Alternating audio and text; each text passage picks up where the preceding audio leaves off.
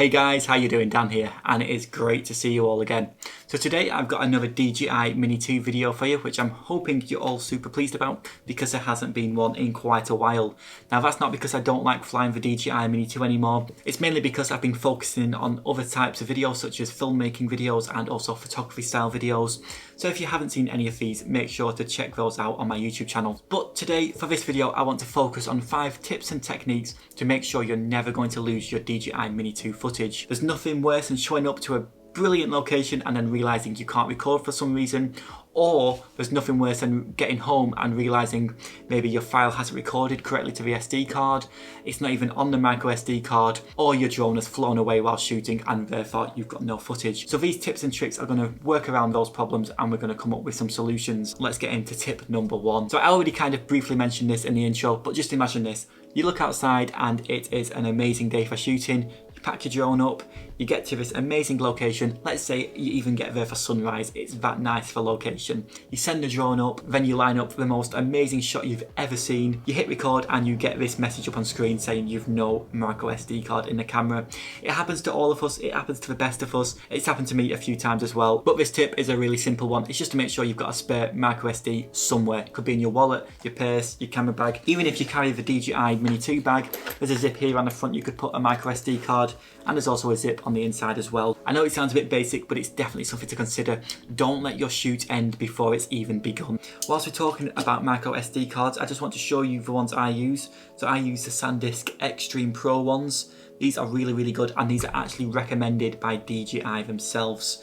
Now, if you go onto the DJI Mini 2 specifications, there is a list of recommended micro SD card, and I can't recommend enough using one which is on this list. It's going to minimize any problems you're going to potentially encounter. But that's pretty much it for tip number 1. Let's move on to tip number 2. Now, this one is quite important. This one applies to you if you've just bought a brand new micro SD card, or if you tend to swap your micro SD card between different cameras.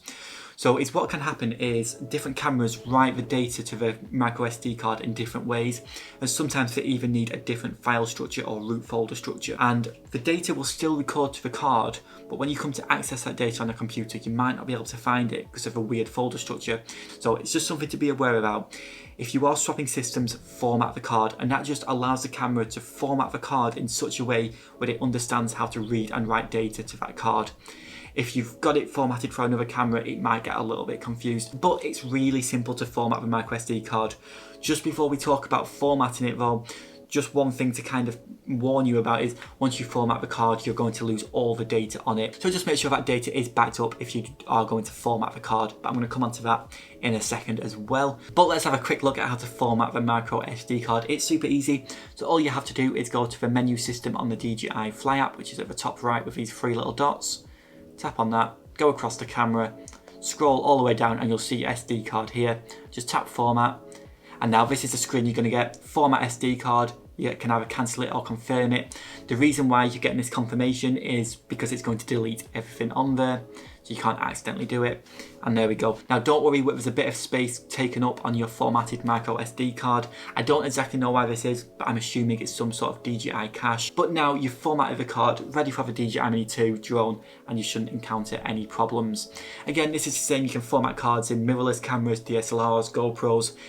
All these cameras have options to format the card, and this is just so that micro SD card works perfectly with the current camera what you're using. And just another note on this, you don't have to format the card every time it goes into the DJI Mini 2 drone if it's only been used in the drone. Tip number 3, guys, is quite an important one. It's all about backing your data up and organising it in such a way where you can access all of your individual files. Now there's a problem with backing up data from any camera, and it's that the file naming system only has a certain amount of files it can name. So I want to show you why I'm recommending to change your file names. Now this is a micro SD card from the DJI Mini 2. Now this problem occurs with video and picture files, but it's extremely evident in the panorama files. Let me show you why. So in this panorama, we've got 0001 JPEG, 0002 JPEG, 0003 JPEG.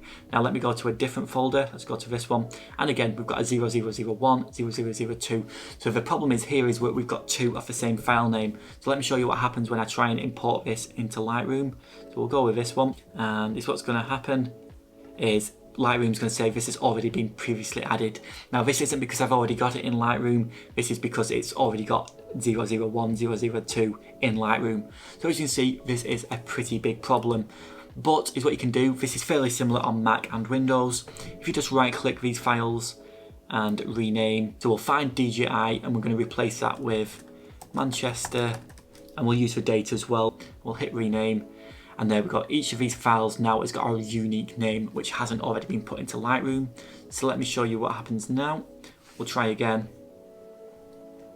And there we go, we can import all the files with no problems now.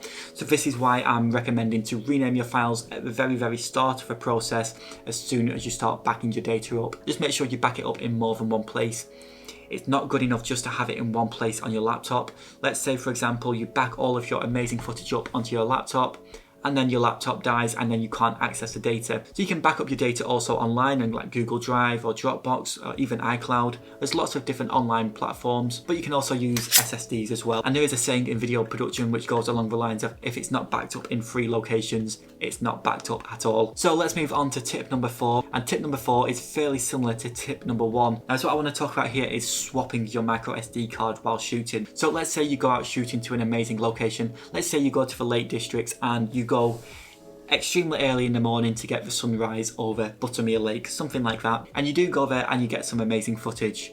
Now, let's say you then move on to Grasmere Lake. Now, let's imagine this very unfortunate situation, but your drone just starts flying away, your remote controller isn't responding, and you've got a big problem now. All of your amazing footage from the entire day is drifting off and there's nothing you can do about it, and you know you're probably not going to find this footage ever again.